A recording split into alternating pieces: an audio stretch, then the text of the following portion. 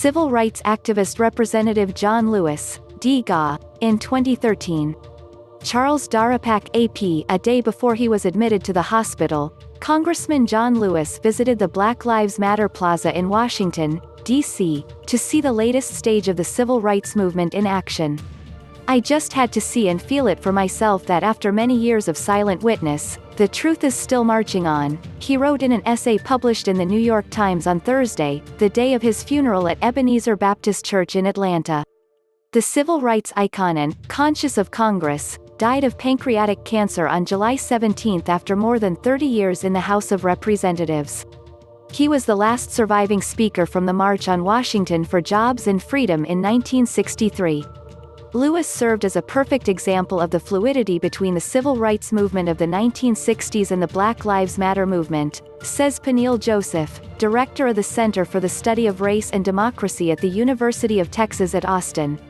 John Lewis is pictured on April 14, 1964.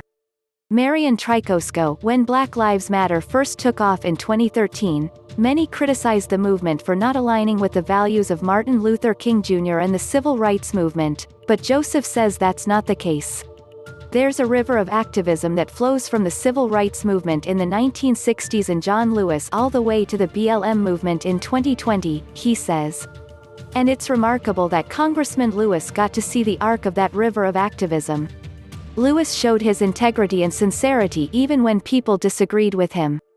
As chairman of the Student Nonviolent Coordinating Committee from 1963 to 1966, he walked a line between those who wanted a political revolution and then those who were more interested in incremental change through policy legislation, legal decisions," Joseph says. A mug shot of civil rights activist and politician John Lewis, following his arrest in Jackson, Mississippi for using a restroom reserved for white people during the Freedom Ride demonstration against racial segregation, the 24th of May 1961. Kypros. Getty Images. Though he was 80 years old when he died and stressed the effectiveness of nonviolent civil disobedience, Lewis embraced the Black Lives Matter and acknowledged BLM activists are doing the work of King's beloved community, Joseph says.